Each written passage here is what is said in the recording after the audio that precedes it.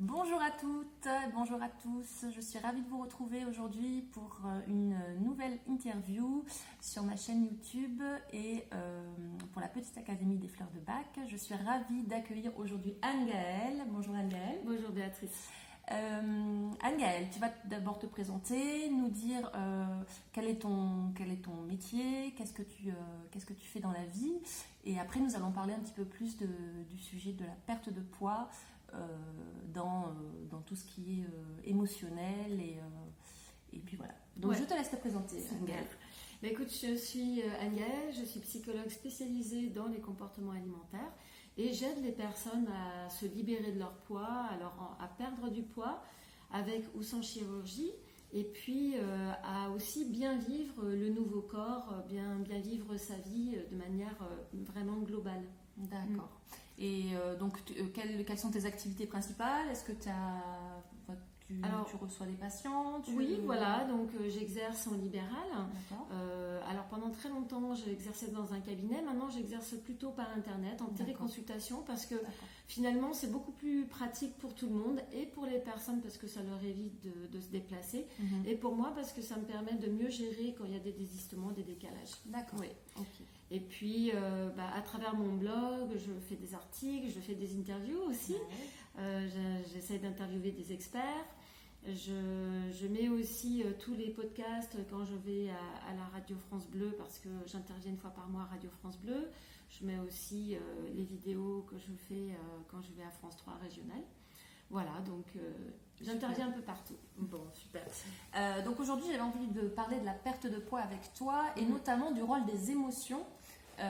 Quel est le rôle des émotions pour la perte de poids? Qu'est-ce que tu peux nous dire sur ce sujet-là? Merci vraiment de me donner cette opportunité-là, parce qu'il y a beaucoup de gens qui, lorsqu'elles veulent perdre du poids, elles vont voir une diététicienne, et elles vont voir un coach sportif ou s'inscrire dans une salle de sport. Et on oublie complètement la partie psychologique qui intervient dans le poids. Et les émotions en fait ont une place prépondérante dans l'histoire du poids. Si par exemple je me sens pas très très bien dans mon corps, eh bien je vais ressentir une tristesse ou je vais ressentir de la honte, et du coup je vais avoir besoin de réconfort. Et si ma manière de me réconforter c'est le chocolat, eh bien mon émotion de tristesse va m'amener à manger encore plus de chocolat, et du coup je vais renforcer mon problème de poids. Les émotions, elles peuvent être négatives. C'est facile à comprendre que si je suis stressée, si je suis fatiguée, si je suis contrariée, je vais avoir envie de manger et pas un haricot vert ou une pomme. J'aurai envie de manger plutôt du gras, du sucré, ou quelque chose de riche. Mais il y a aussi les émotions positives qui peuvent nous faire manger. Quand je suis en soirée avec mes copains, oui, on oublie ça, en famille, là, bien sûr. Voilà. Et ben là aussi, je vais être amenée à manger beaucoup plus que si j'avais mangé toute seule. C'est vrai qu'on a tendance à oublier les émotions positives. On ne l'associe pas à la prise de poids ou justement au mal-être que ça peut engendrer. Mais c'est vrai que quand on est bien, on est en famille, entre amis, on va boire plus d'alcool, on va manger plus. Et oui, ça peut aussi faire prendre du poids. Nous faire manger plus que les besoins de notre corps. Oui, tout à fait. C'est vraiment ça, l'histoire du poids, c'est une question de déséquilibre entre les calories que l'on apporte à son corps et les besoins de notre corps, c'est-à-dire ce qu'il va dépenser. Et tout ce qui est en plus, on va le stocker. Voilà. C'est un peu injuste, mais c'est comme ça. Et c'est encore plus injuste parce qu'il y a des personnes qui assimilent mieux que d'autres. Il y a des personnes qui prennent plus de poids que d'autres. Et ça, c'est très frustrant. C'est très frustrant de voir que, alors souvent on me dit mais je comprends pas, je mange la même chose que mon amie, et pourtant moi je prends 1 kilo et pas elle. Et en fait, le métabolisme de base n'est sans doute pas le même. Et puis après, il ne faut pas oublier aussi la partie activité physique qui aussi va rentrer dans le calcul, et du coup va faire que quelqu'un va manger plus que quelqu'un d'autre et ne pas prendre 1 gramme. C'est pas toujours très juste. C'est pour ça que je voulais inviter Anne-Gaëlle pour parler des émotions, puisque vous savez, dans la Petite Académie des Fleurs de Bac, je parle essentiellement des émotions. Alors bien souvent, ce sont des émotions négatives, la tristesse, la culpabilité, la colère, la haine, etc. Et c'est vrai que les Fleurs de Bac peuvent rééquilibrer ces émotions négatives, venir en soutien pour justement aider à perdre du poids. Alors évidemment, les fleurs de bac vont pas faire perdre du poids, vont pas brûler les graisses, voilà, ça c'est pas le propos, mais les fleurs de bac vont soutenir la personne dans ses émotions, dans ce qu'elle traverse quand elle décide de perdre du poids. Et c'est pour ça que je voulais que tu sois là aujourd'hui pour parler justement de ce côté-là, de ce côté psychologique, de ce côté émotionnel qui est hyper important. C'est l'essentiel. La semaine dernière, j'étais avec un professeur du CHU de Montpellier et il lui-même le disait, alors que lui est endocrinologue, il disait lui-même, la première chose à travailler lorsque l'on veut perdre du poids, c'est la partie émotionnelle, c'est la partie psychologique. Si moi-même j'ai du mal à me mettre en mouvement, à prendre des initiatives, eh bien je vais avoir du mal à perdre du poids, parce que pour perdre du poids, il faut changer des choses. Il n'y a pas de résultat sans changement. Et du coup, il faut de la motivation, il faut réussir à s'inscrire dans le long terme aussi, parce que si on veut perdre 10 kilos en 2 mois, on peut le faire, il suffit d'arrêter de manger. On connaît tous les méthodes qui existent. C'est ça, farfelu. Exactement. Alors, ça, effectivement, on perd du poids, mais on le reprend et puis on le reprend encore plus après. Les fameux effets yo-yo qu'on peut connaître. C'est ça. Et si on veut perdre du poids, il faut vraiment voir ça comme un marathon. Et un marathon, c'est aussi psychologique. Enfin, il y a toute une partie psychologique. Il faut tenir dans la durée. C'est ça. Tenir le coup et persévérer, ne pas flancher. Et aussi peut-être il y a un côté culpabilité, ne pas non plus trop culpabiliser si on fait un écart, si on n'avait pas prévu telle ou telle sortie. Voilà, il faut aussi être bienveillant envers soi-même parce que. Si on veut vraiment perdre du poids, il faut apprendre à se connaître, apprendre à connaître notre rythme biologique. Est-ce que je suis du matin ou est-ce que je suis du soir ? On se pose très facilement cette question avec le sommeil. C'est vrai. On ne se la pose pas du tout pour l'alimentation. Et pourtant, il y a des gens qui ont beaucoup de mal à prendre un petit déjeuner le matin, alors qu'il y en a d'autres qui, au contraire, leur petit déjeuner, c'est quasiment le repas le plus important de leur journée. On a un rythme biologique qu'il faut apprendre à connaître. Et ensuite, on a un rythme social, avec notre famille, avec nos collègues. Et il faut réussir à concilier les deux, de manière à manger en respectant le plus possible notre rythme biologique et puis en conciliant ce rythme social. En fait, vraiment, c'est ça. Il y a cette partie apprendre à se connaître et ensuite, il y a apprendre à revoir notre comportement alimentaire de façon durable, de façon définitive. Et c'est comme ça qu'on va perdre du poids. Je vais prendre un exemple. Quelqu'un qui a un poids complètement stable et qui se met progressivement, influencé peut-être avec son nouveau compagnon, à prendre une canette de soda par jour. Ça a l'air rien comme ça, une canette de soda.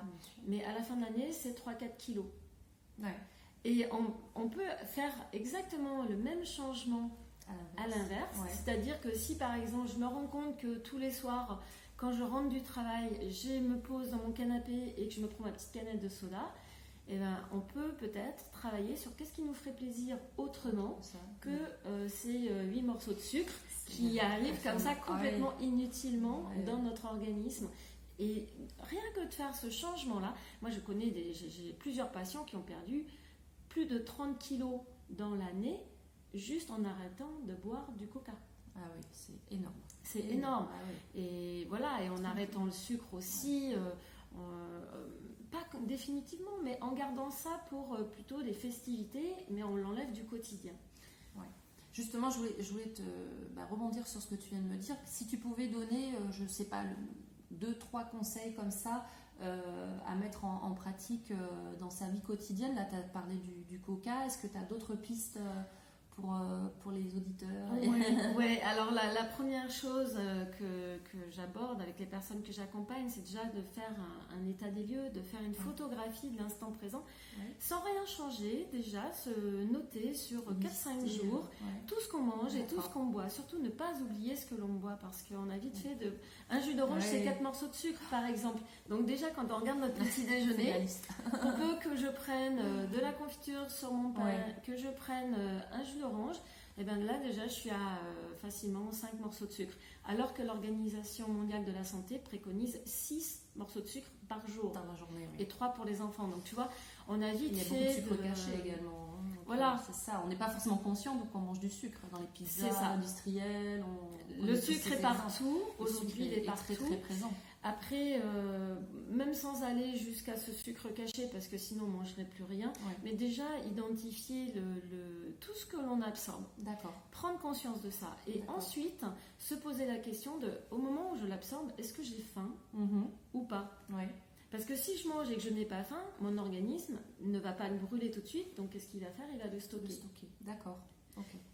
C'est pas est-ce que j'en ai envie, c'est est-ce que j'en ai besoin. C'est ça. C'est ça. Oui, donc c'est pas un travail facile, j'imagine, à faire. C'est pas un travail facile. Il faut se poser et prendre du temps pour le faire. Ça prend du temps. Quand on veut se mettre dans une démarche de perte de poids, vraiment, il faut bien voir que ça va prendre du temps. Il faut prendre du temps pour déjà apprendre à se connaître et puis prendre du temps pour rééquilibrer son alimentation, pour trouver des petites recettes, pour se remettre à cuisiner, parce que parfois il y a des gens qui ne cuisinent pas du tout. J'ai croisé quelqu'un la semaine dernière qui ne mange que en to eat to go, par exemple, to go to go. Voilà. Et tous les jours, c'est quelqu'un qui ne maîtrise absolument pas ce qu'elle mange, puisqu'en fait elle prend ce qu'on lui donne, ce qu'on lui vend.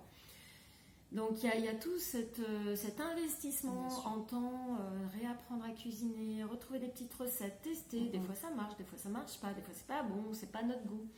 Ça prend du temps. Et puis se remettre aussi à bouger. Et puis à gérer nos émotions. Là aussi, qu'est-ce que je fais quand j'ai ma tristesse? Ou par exemple, ne serait-ce que quand je rentre du travail et je suis fatiguée.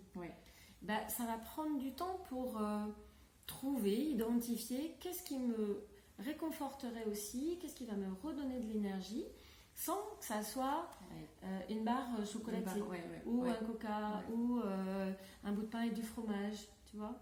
Donc il y a vraiment effectivement cet investissement en temps, mais c'est ça qui permet de régler le problème définitivement. Moi j'accompagne des personnes qui perdent, je pense à une personne qui a perdu 19 kilos en 6 mois, et qui arrive en me disant mais je comprends pas comment je les ai perdus, j'ai pourtant rien fait. Mais si, en fait. Oui, elle n'a pas fait de régime, oui, elle n'a pas été dans la frustration. Et maintenant ça fait 1 an et demi qu'elle a stabilisé, elle va très très bien. Alors maintenant elle envisage plein d'autres choses, parce que quand on est bien dans son corps, ça ouvre vers une nouvelle vie qui est vraiment passionnante. Bien sûr.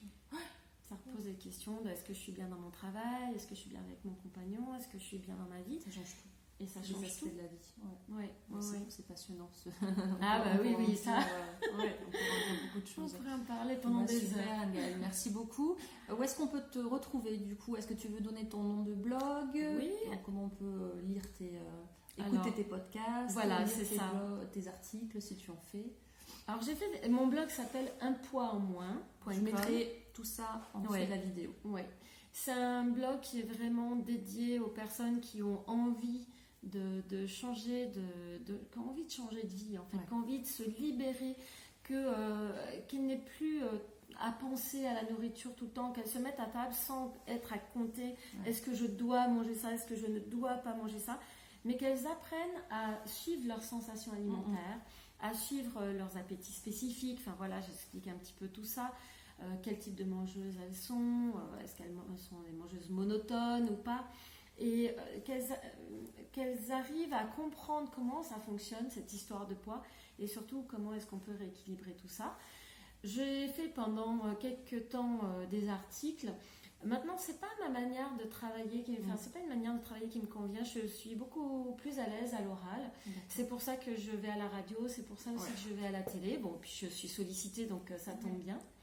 Et du coup, je travaille de plus en plus par podcast. Et là, en ce moment, je viens de mettre en place un petit programme de 30 jours. Donc, c'est tous les soirs, les personnes reçoivent un petit podcast très court, mais qui donne un éclairage sur un thème, sur l'addiction au sucre, sur gérer ses priorités, sur prendre 5 minutes pour soi, des choses comme ça. Super. Pour petit à petit aller vers la perte de poids. Très bien, super Anne-Gaëlle. Merci beaucoup d'avoir accepté cette interview avec moi. Vous retrouvez toutes les informations sous la vidéo. N'hésitez pas à vous abonner à ma chaîne si les vidéos vous plaisent.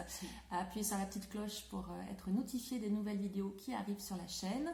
Moi, je vous remercie beaucoup d'avoir écouté cette vidéo. Je te remercie encore une fois, Anne-Gaëlle. Merci beaucoup à toi, Béatrice, de m'avoir interviewer. Avec grand vraiment. plaisir. C'est un grand plaisir. J'aime beaucoup ce que tu fais aussi. Super, D'ailleurs, c'est on a gentil. eu l'occasion d'en parler sur mon blog. Oui. Et d'ailleurs, ça a eu beaucoup de succès. C'est vrai que les fleurs de bac, c'est une aide complémentaire, comme tu disais tout à l'heure. C'est un soutien, c'est un complément et c'est surtout naturel, donc il ne faut pas... Voilà, c'est mieux que le Coca-Cola. Donc merci beaucoup et puis à bientôt. Bonne journée. Prenez soin de vous surtout. Au revoir.